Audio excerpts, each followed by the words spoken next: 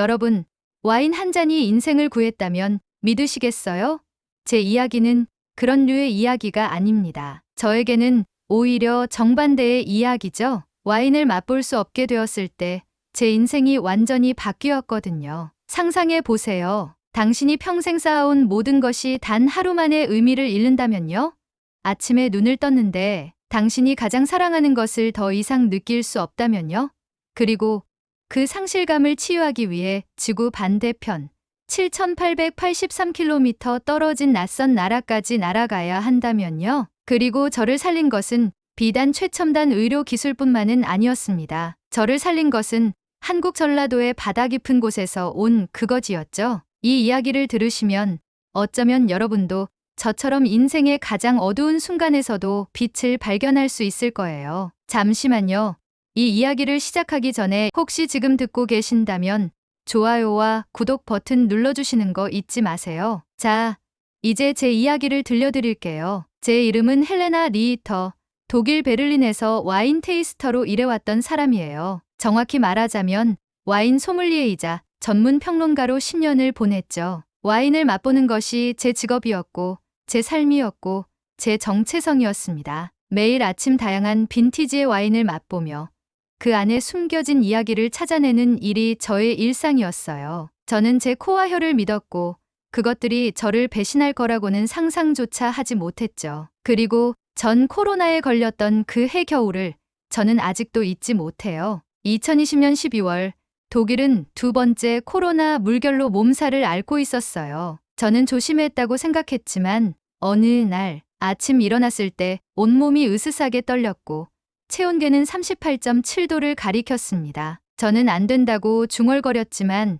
이미 현실이 되어버린 상황을 부정할 수는 없었죠. 열흘 정도 앓고 나서 몸은 회복되었지만 바로 그때 제 인생을 바꾸는 순간이 찾아왔어요. 그날 아침 저는 평소처럼 커피를 준비했어요. 원두를 갈고 물을 끓이고 그런데 커피를 내리는 동안 나는 그 풍부한 향기가 느껴지지 않았어요. 저는 이상하다고 생각했죠. 혹시나 해서 냉장고에서 오렌지를 꺼내 껍질을 벗겼습니다. 시트러스 향이 강한 오렌지의 향기도 전혀 느껴지지 않았어요. 공포에 질려 제가 가장 사랑하는 와인 한 병을 열었습니다. 2015년 부르고뉴 샤르도네.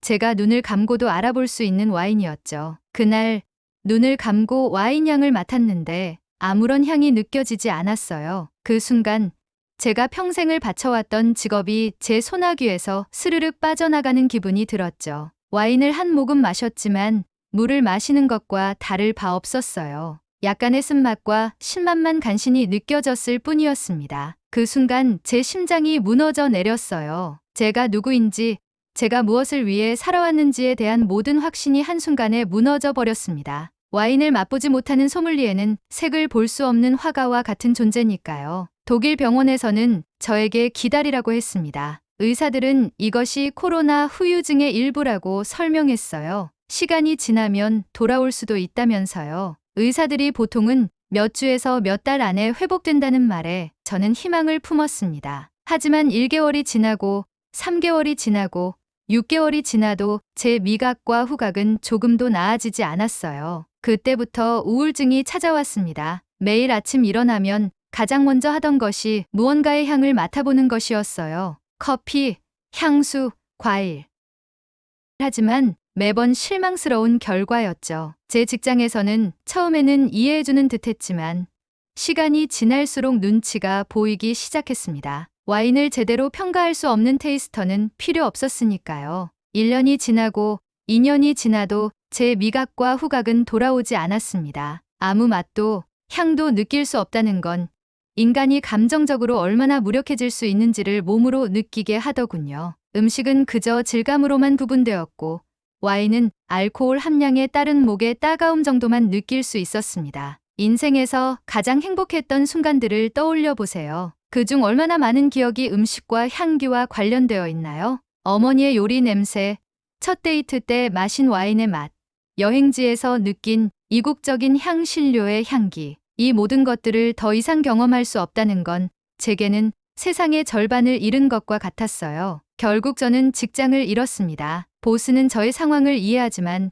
그들은 비즈니스를 해야 한다고 말했고 그 말이 아직도 귓가에 맴돌아요. 이해합니다. 정말로요. 하지만 이해한다고 해서 덜 아픈 것은 아니었습니다. 그렇게 저는 베를린의 작은 아파트에서 무기력하게 시간을 보내기 시작했어요. 우울증 약을 먹으며 무의미한 날들을 보냈죠. 가끔 옛 동료들이 연락해 오면 억지로 웃으며 괜찮다고 말했지만 사실 전혀 괜찮지 않았어요. 제 영혼의 일부가 죽어버린 것 같았으니까요. 그러던 어느 날 정말 우연히 의학 저널을 읽게 되었어요. 그맘때 저는 의학적 기적을 찾아 인터넷을 뒤지는 것이 일상이 되어 있었거든요. 그날도 후각상실 치료법이라는 키워드로 검색하고 있었는데 한 논문이 제 눈에 들어왔어요. 한국의 줄기세포 치료가 후각세포 재생에 효과가 있다. 처음에는 반신반의했어요. 그동안 수많은 희망 고문을 겪었으니까요. 하지만 그 논문은 상당히 설득력 있게 다가왔습니다. 서울대학교 의과대학의 연구팀이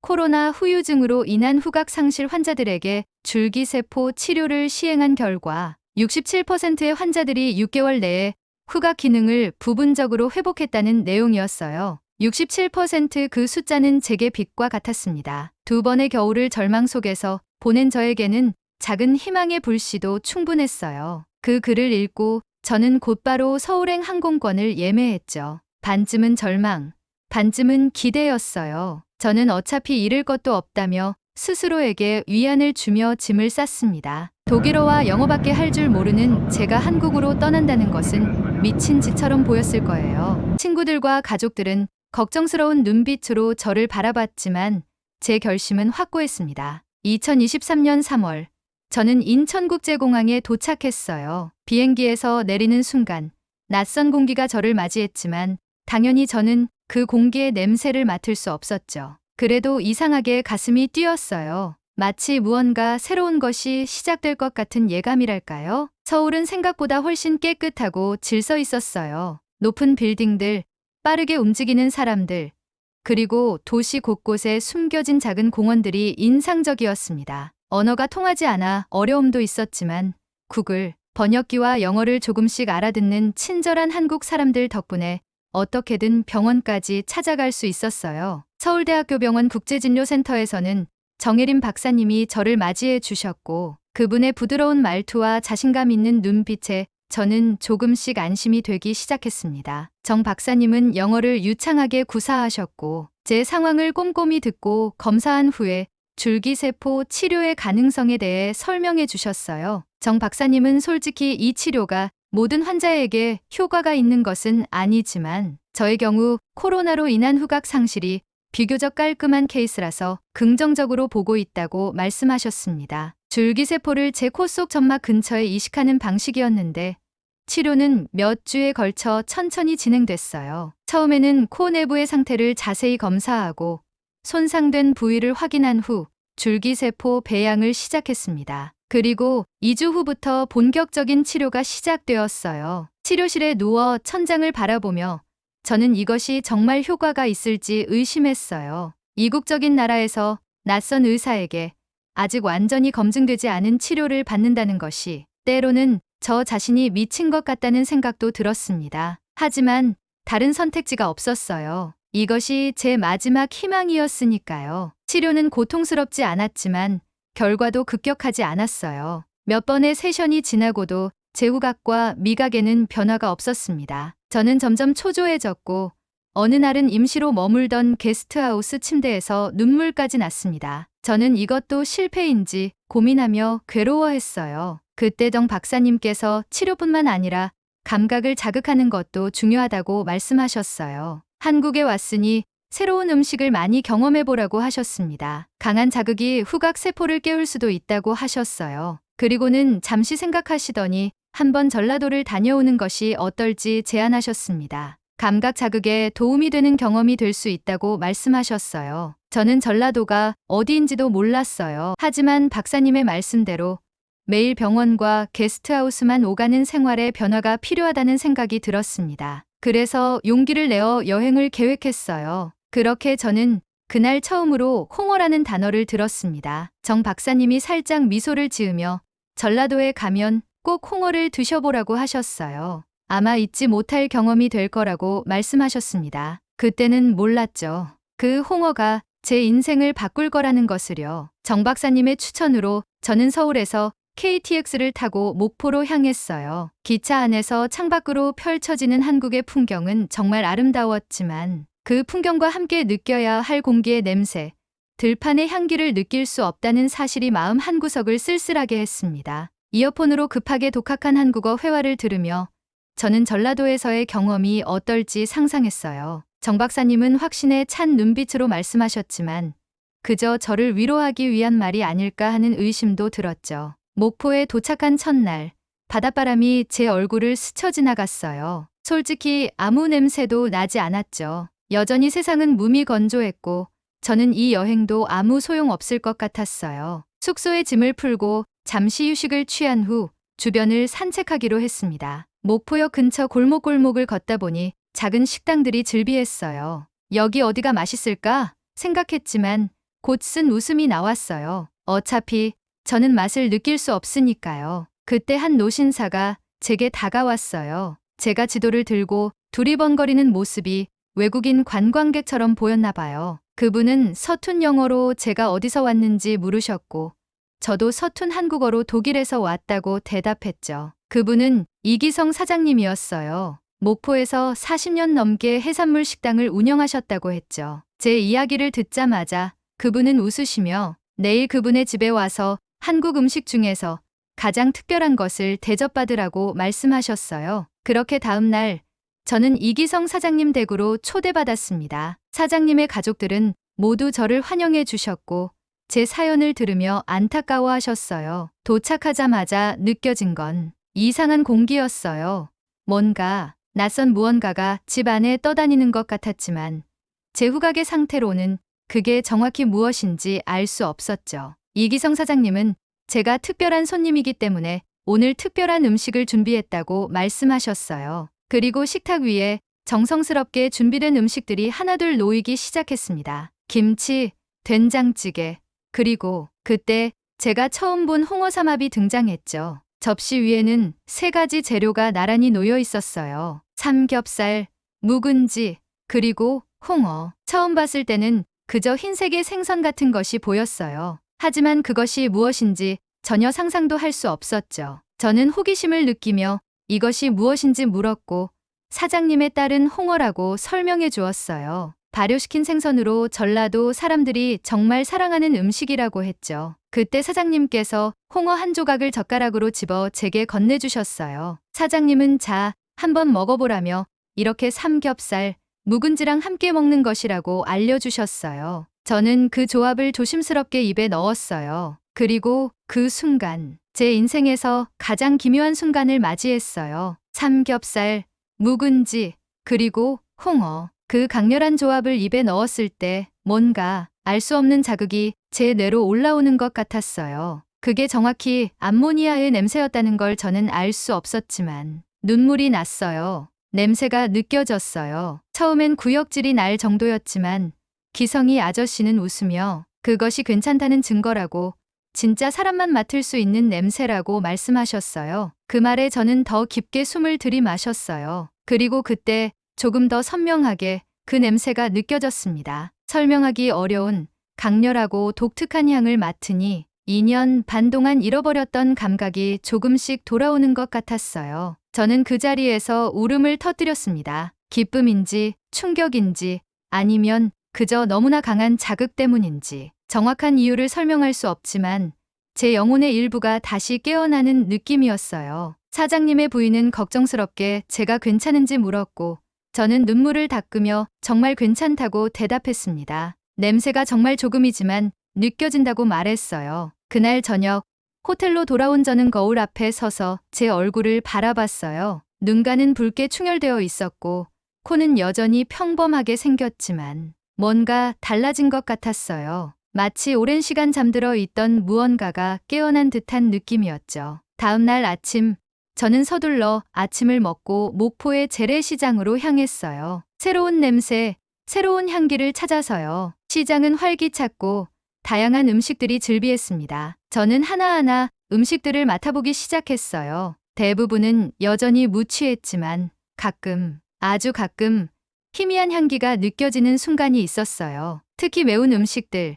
강한 향신료가 들어간 음식들이 조금씩 제 후각을 자극하기 시작했어요. 그것은 마치 오랫동안 사용하지 않았던 근육을 다시 쓰기 시작하는 것처럼 아프면서도 기쁜 느낌이었습니다. 3일간의 목포 여행을 마치고 저는 서울로 돌아왔어요. 정 박사님께 제 경험을 말씀드리자 그녀는 흥미롭게 듣고 난 후 고개를 끄덕이셨어요. 그리고 정 박사님은 그것이 흥미롭다고 하시며 홍어의 암모니아 성분이 후각, 신경을 강하게 자극한 것 같다고 이것이 좋은 징조라고 말씀하셨어요. 그날부터 제 치료는 조금 방향을 바꿨어요. 정 박사님은 줄기세포 치료와 함께 제 후각을 자극할 수 있는 다양한 향기 요법을 추가하셨습니다. 은은한 향부터 시작해서 점점 더 자극적인 향까지 마치 후각 재활 훈련과도 같았죠. 그리고 놀랍게도 제 후각은 조금씩, 아주 조금씩 돌아오기 시작했어요. 처음에는 아주 강한 향만 감지할 수 있었지만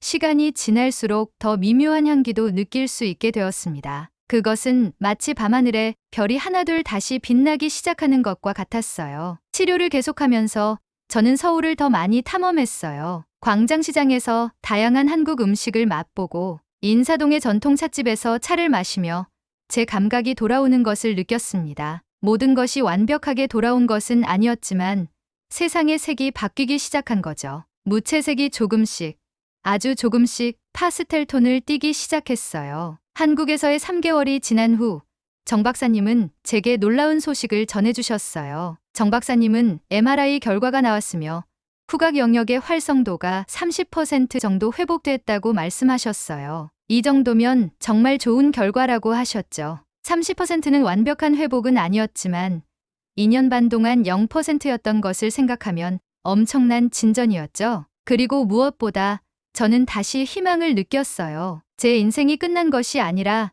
새로운 시작점에 서 있다는 것을요. 그렇게 시간은 흘러 한국에서의 치료를 마치고 베를린으로 돌아갈 시간이 다가왔어요. 6개월간의 치료 끝에 제 후각과 미각은 약 50% 정도 회복되었습니다. 여전히 완벽하지는 않았지만 삶의 기쁨을 다시 느끼기에는 충분했어요. 베를린으로 돌아가기 전날 밤, 저는 정 박사님과 함께 저녁 식사를 했어요. 그리고 박사님은 제게 마지막으로 한 번 더 홍어를 먹어볼 의향이 있는지 물으셨어요. 어쩌면 이번에는 조금 다르게 느껴질지도 모른다고 말씀하셨죠. 그래서 저는 서울의 한 유명한 전라도 음식점에서 다시 한번 홍어 삼합을 주문했어요. 접시가 나왔을 때 그 특유의 냄새가 제 코를 찔렀습니다. 이번에는 훨씬 더 선명하게, 그리고 이제는 그것이 암모니아 냄새라는 것도 알 수 있었어요. 홍어 한 조각을 입에 넣었을 때 그 독특한 맛이 제 미각을 자극했습니다. 이번엔 사장님과 웃으며 이제 좀 익숙해졌다고 말할 수 있었어요. 정 박사님도 웃으시며 처음엔 대부분의 한국인들도 홍어 맛에 적응하는데 시간이 필요하고 외국인이라면 더더욱이라고 말씀하셨어요. 그날 밤 호텔 방으로 돌아와 제 짐을 싸면서 저는 한국에서의 시간을 돌아봤어요. 낯선 나라에서의 6개월은 결코 쉽지 않았지만 그 시간이 제게 다시 삶을 선물해 준 것 같았어요. 그리고 가장 중요한 것은 절망 속에서도 희망을 잃지 않는 법을 배웠다는 거였죠. 베를린으로 돌아간 후 저는 이전의 일을 되찾지는 못했어요. 하지만 새로운 길을 찾았습니다. 와인을 테이스팅하는 대신 와인에 대한 책을 쓰기 시작했어요. 제 경험, 제 여정, 그리고 후각과 미각을 잃었을 때의 감정들, 그 모든 것이 사람들에게 와인의 가치를 더 깊이 이해하는 데 도움이 되었죠. 그리고 매년 봄, 저는 서울을 방문해요. 정 박사님과의 약속된 체크업을 위해서이기도 하지만 그보다는 제 인생을 바꿔놓은 이 나라에 대한 감사함 때문이죠. 그리고 매번 한국을 방문할 때마다 저는 꼭 목포로 내려가 이기성 사장님 댁을 방문합니다. 그리고 함께 홍어 삼합을 먹으며 그날의 기적을 기억해요. 지금도 종종 생각해요. 내 감각을 되찾게 해준 그 첫 향기, 그 첫 맛이 세상에서 가장 강렬하고 가장 낯선 홍어였다는 사실을요. 그래서 전 말할 수 있어요. 홍어와 함께 냄새가 돌아왔다고요. 그리고 그것은 단순히 냄새가 아니라 제 인생의 새로운 시작이었어요. 때로는 가장 예상치 못한 장소에서 가장 예상치 못한 방식으로 기적이 일어나기도 하는 것 같아요. 제게는 그것이 한국의 홍어였습니다. 이 이야기가 여러분에게 작은 희망이 되었기를 바랍니다. 어떤 상황에서도 절대 희망을 잃지 마세요. 때로는 우리가 생각지도 못한 곳에서 해답이 찾아올 테니까요. 제 이야기를 들어주셔서 감사합니다. 이런 사연들이 더 많은 분들에게 전해질 수 있도록 좋아요와 구독 버튼 꼭 눌러주세요. 여러분의 한 번의 클릭이 누군가에게 큰 위로와 희망이 될 수 있답니다. 다음 이야기로 또 찾아뵙겠습니다. 감사합니다.